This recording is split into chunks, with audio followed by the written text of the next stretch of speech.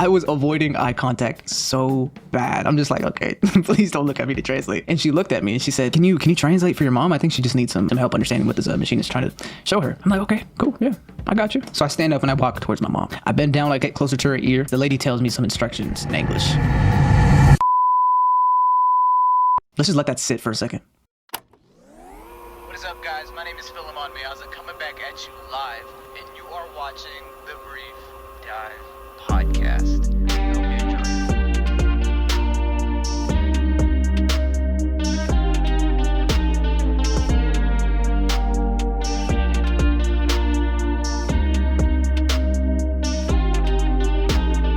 There's a very specific kind of pain that comes with kind of knowing your language. You know a little to have somewhat of a conversation, but not enough to defend yourself, to have an opinion, to make your way out of a country. That's what we're going to talk about. Kind of knowing your language. Is it more of an inconvenience than just not knowing it at all? For those of you who don't know, obviously I'm Habesha, I'm Ethiopian, and I speak Tigrinya. That's the language. Let me grab the Tigrinya book for you guys. Hold on. Okay, I got the book. This is the, okay. Autofocus? This book right here is the book that I go back to if I don't understand the language. I can't talk back to my parents like fluently, but I just know enough. I know a little. If I'm in a job application and I see the little box that says, do you know more than one language? And I'm just thinking, I'm just like, should I sign this? Like, am I worthy enough to check that box and say I know more than one language? So most of the time I do for the sake of getting the job. I don't even care. Other times I'm just like, am I worthy enough to know more, to be considered multilingual? Bilingual. Like, I remember being in the middle of a conversation and someone switched to speaking in Tigrinya, and I just knew enough to know that I had to respond, but I didn't know what to respond to. So if I had a dime for every time I just nodded my head and just started laughing and being like, oh, okay. I just don't know, you know? They're just like, oh, wait, I thought you knew the language. You said you knew the language. I'm like, I know enough. I know a little bit, but just not all that. And they're just like, then don't go around saying, you know. Anyways, it just becomes this whole thing. And now I'm just thinking, like, it's such an in-between state. Like, you just don't know, you know? And I get all like the uncles and aunties telling me like, you have to know this language. You have to know when you're older, da-da-da-da-da, da-da-da-da. But I don't think people understand that things get harder to learn the older you get. So when you see those child prodigies that just know a lot of things when they're younger, the famous piano players and the children that can just do crazy things at age like 7. And I think that's because their brains are like sponges and they just take in information easily. But as you get older, it just becomes harder. And this book becomes a lot difficult to read if autofocus can. There you go. I recommend this book. Maybe I might put the link in the description below. And I was just talking to my sister earlier. She can speak fluently. But she goes around saying, I don't. She thinks she doesn't know. And for me, that makes me so mad. I'm just like, so if you're to like apply for a job and it says you know more than one language, would you check that box? And she's like, nah, like I would just say I just speak English. And that made me so upset. I was just like, you have to get on this episode. She's right next door. I said, you have to get in here right now and tell the people just to make them mad. She was like, what considers you to know more than one language? And I was like, that's a good question. I think if I were to drop you in Ethiopia, if I were to drop you in another country, and if you can make your way out of it, then I consider you someone that can know the language fluently. Yeah, I said, if you drop me there, I'm cooked. I'm absolutely cooked. She's like, oh, wait, really? So if I drop like a white person there, like I think they can make their way around. But I was like, nah, like I think they're just accommodating to the white person. Maybe they just want money. I don't even know. But I think about it a lot. Like if I were to get like married in the future, or like, oh my God willing, but you know, just like future kids, like if I'm not that person that carries the language, then it's going to die down. It's going to get diluted. So I feel like I have to be that person that knows it. And I pressure myself a lot to try to read this book as lazy as I can get sometimes, but only read that a couple times. Let me stop acting. Another thing that people don't talk about, like you don't get beginner grace. Like if you mess up, they're just like, okay, that's fine. I mean, okay, this is how you say it. Da, da, da, da, da. If I were to mess up, I'm cooked, because I've had so much history for me not to afford to mess up, if that makes sense. If I were to mess up, I get looked in shame and disappointment. Like, dude, you're 21 years old. You don't know how to say like this and that and this and that. I can just see it in my family's eyes, or just a family member's eyes. It's like, okay, like this is actually how you say it. Like, lock in, bro. Like, what are you doing? Type of thing. Or just they just don't say anything at all. So I think it's just hilarious how you lose beginner grace when you kind of know the language. Oh yeah, by the way, I got this camera lens mug. This is amazing, bro. W Christmas present. Shout out to fam. Okay, is it focusing? There you go. Shout out the fam for this. Hold up. If you can guess what I'm drinking, comment down below. Oh my gosh. There be so many moments where like I pretend that I know and I'm just nodding and I just don't, because I'm at that stage where if I admit that I don't know, it's more of a risk. You know what I'm saying? I'm not young anymore to like afford to not know. So I just got to be careful now. That's just the mindset that I've just had installed lately. I have notes on my phone, so if you see me looking at my phone, that's why. Oh, pride gets in the way. Pride gets in the way so much. Oh my God. I've known this. I should know this, but I don't all the way. And it's getting worse too. Like the more you learn other things in life and you're in college and you're studying something, or if you're in work, or if you're conversing with a lot of other people, or even learning other languages, it just becomes harder. Your brain can't squeeze that much information. I feel like learning stopped becoming playful as I got older. And that's something I need to bring back in 2026. I need to make learning more playful, more lighthearted, because if not, then it just becomes like a judgment rule book, grade book, something, whatever book, you know what I'm saying? If I'm more lighthearted about it and I'm having fun, and if I allow myself to make mistakes, I think that's where in return I would grow more. Oh, and here it said it started feeling like a performance. Yes, it feels like I have to perform in front of people. Like, oh, it's so scary when a bunch of Habesha aunties are all looking at you and they ask you something in Tigrinya, and if you don't know it, you're cooked. You're cooked. And everybody you know knows that, because all the aunties will tell her. Oh my gosh. If you know, you know. They're telling their kids, and their kids are telling their kids, and their kids are telling their cousins, and their cousins are telling their dogs. I think it depends on like who you mess up around. It's very easy for me to speak my language to like my friends or to my cousins that also mess up as well, and we're just figuring it out, and it's more lighthearted. We don't really judge each other on that, because we all know we're messed up. We all know we're cooked. So it's a lot easier to mess up around other people that are also messed up. Oh, being asked to translate. Oh my gosh. Okay, this is a funny story. One time my mom went to she was at the doctor, and there's this machine that they needed her to use, and they kept explaining it to her in English, and I think she just had some difficulty like understanding what they were saying. And they looked at me. I was avoiding eye contact so bad. I'm just like, okay, please don't look at me to translate. And she looked at me and she said, Can you translate for your mom? I think she just needs some help understanding what this machine is trying to show her. I'm like, okay, cool, yeah, I got you. So I stand up and I walk towards my mom. I bend down, I get closer to her ear, right? Because her face is in this machine. I'm not even gonna get into it. Her face is in this machine. The lady tells me some instructions in English. And I repeat what she says in English, but in the Habesha accent. Let's just let that sit for a second. I'm saying this on YouTube, and I know I'm going to get flamed. But I repeated what she said just in the Habesha accent. Habesha English accent, if you know what I'm saying. Like, I'm not even going to say it because I know I'm cooked right now. But yeah, I said that. And I think the ladies looked at each other like, did this boy this kid just repeated what I just said? And I'm just like, I'm looking at my mom. My mom can't see me because I'm just seeing her ears. And I'm just looking at her ears. I'm just like, wow, like what has this come to? Like, I'm a grown man and I can't like if someone were to tell me a sentence and I had to like translate it in English or translate it in the other language, it's like, for some reason I can't do that. It's easier for me to just listen and then just process it and then know it. But if someone were to say, okay, what did I say? It's like, it's hard. Because I think in Tigrinya, the words are like backwards sometimes. And then in English, the words are, I don't know. Anyways, I folded. I folded under pressure. I told that to my mom. She still didn't understand.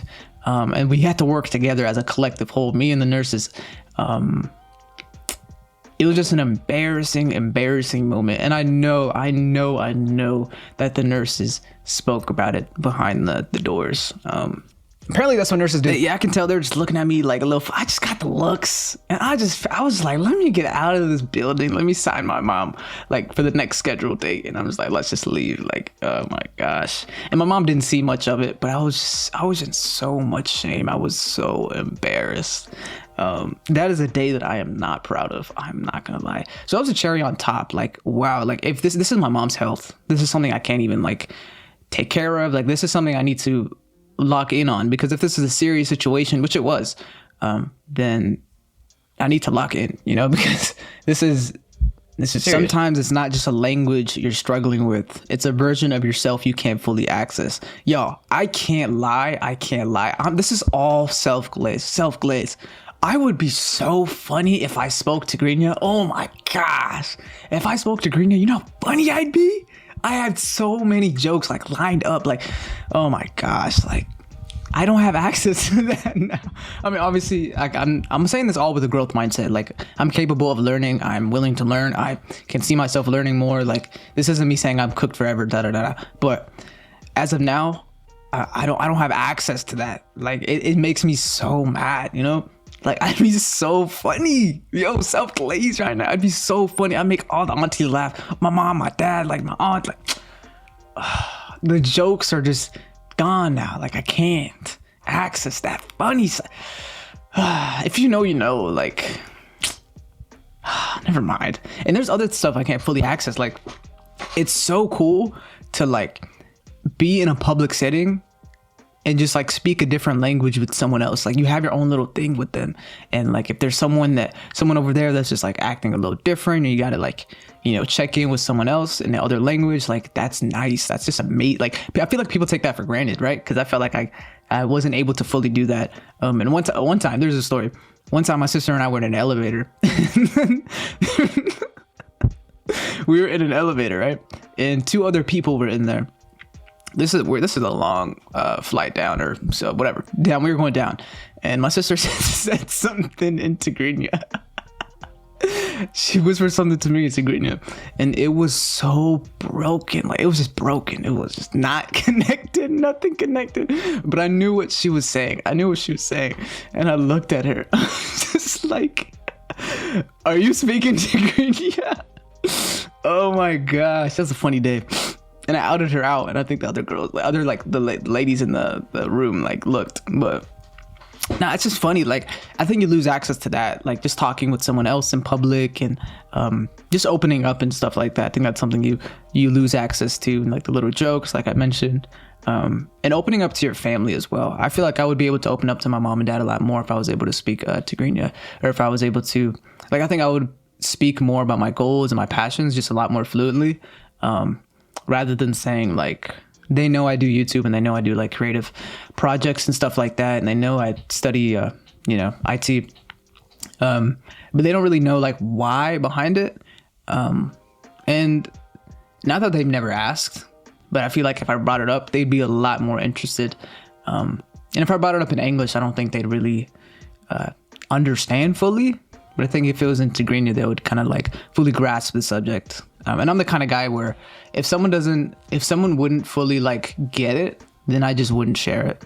That's just me. It could be seen as a flaw or just a strength. I don't know, but that's just how I am. So yeah, I think you definitely lose some connectivity with you and your parents, especially when it's broken. Like, another story too, like when I went to Ethiopia, and obviously like all the cousins were there. Everyone, such beautiful memories. Like, oh my god. Before the trip, I was like, I don't understand Tigrinya. I don't think I'm gonna have a good time. My sister knows Tigrinya. She's gonna know everybody. She's gonna have a better time. Like, I went there and I just had difficulty speaking it, and and it was hard to connect with my cousins. But after a while, there was like a different kind of language that we all kind of understood. And if you read The Alchemist, where is that book? Okay, I don't got the book on me. But if you've read The Alchemist, you know that it's about like there's a language that everybody understands. Well, it doesn't have to be a verbal language, but there's just a language, a vibe that everybody gets. I'm just applying some of that to this, so it's not fully about the book. But we all kind of understood like a vibe about each other, you know. And like I learned a lot of Tigrinya when I was there. I think you learn more when you put yourself in that situation. But when I was speaking to them in Tigrinya, all broken up and all stuff like that, and they're just like, "Oh, so you're trying to say this and that?" And I'm just like, yes, that's exactly what I'm saying. So we had a lot of moments like that, and that's what helped me learn so much. Like, they had so much grace, and in fact, I think they just expected, like, I think they just didn't expect us to know anything at all.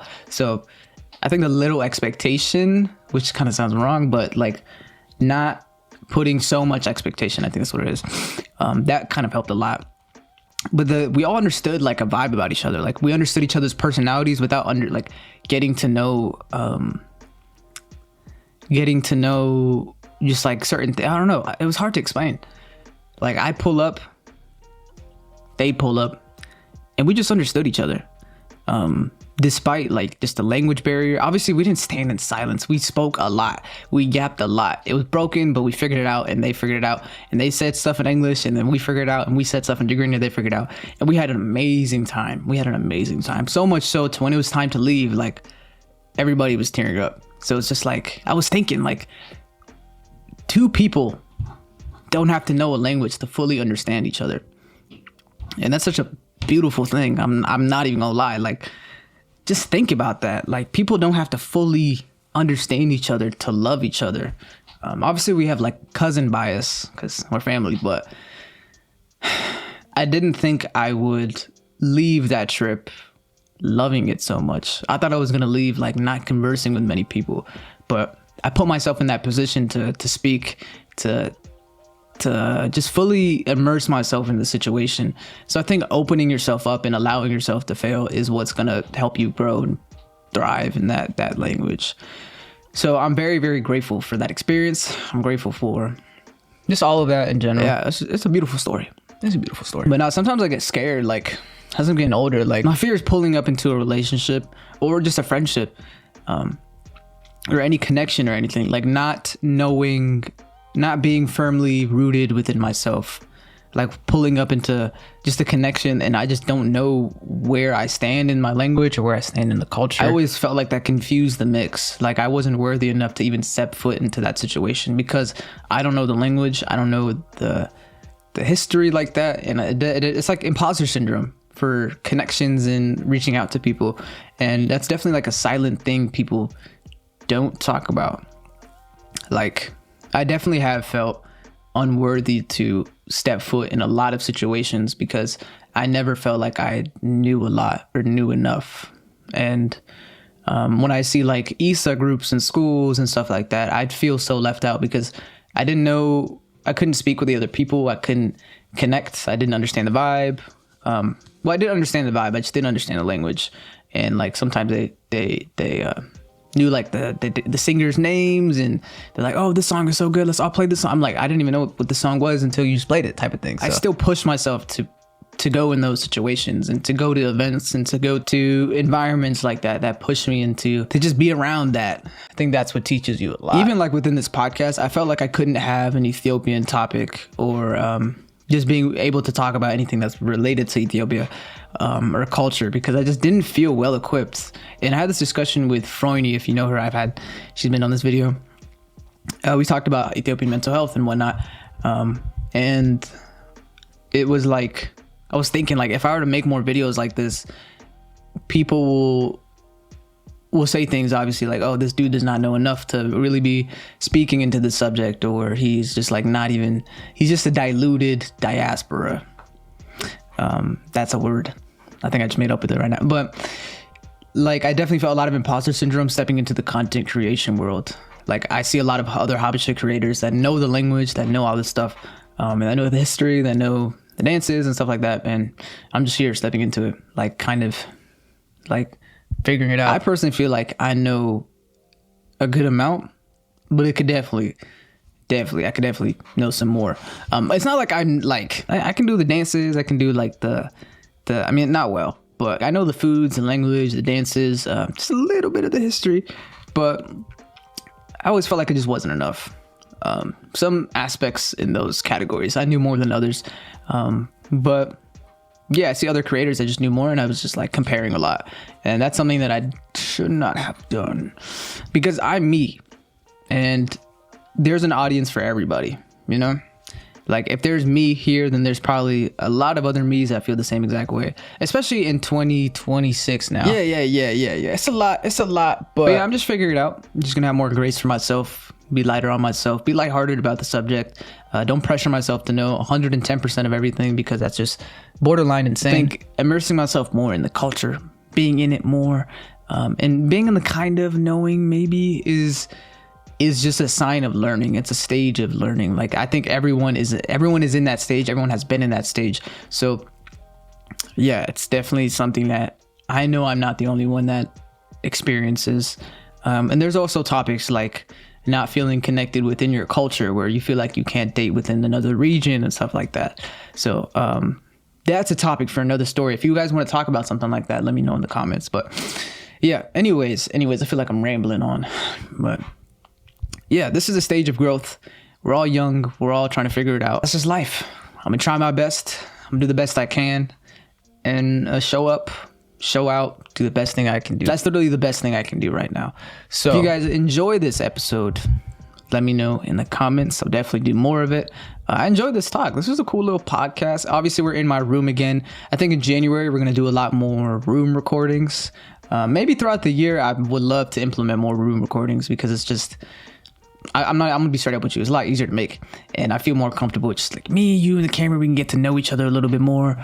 One thing I wish I had said in the first episode that I posted this year was, I know we said we're going to post a lot more, but like a lot of people don't understand that I'm also in college. And I do majority of like this content stuff on my own. And like, if it's time for me to focus more on school, then obviously I'll publicly say that. But have grace for me in my schedule and just me trying to figure out things in life. I'm just trying to figure it out, trying to make time for both school and content. If there are periods where like I'm not able to show up for you guys or I will let you know. Just please have grace. But our goal is to post a lot more. Another thing to bring up is like not feeling imposter syndrome in like religious spaces, because if you don't know the Bible enough, and if you don't know like certain parts of like history and verses, like you can also feel not well equipped to even step into church, which is a very, very, very important thing that like it's such a pivotal thing that can make or break a Christian. So I think that's also a topic we can talk about in the future. So anything related to that, you guys let me know. Without further ado, thank you guys for listening to this podcast. I enjoyed it. Hopefully you enjoyed it as well. But yeah, I'm gonna catch you guys. Peace.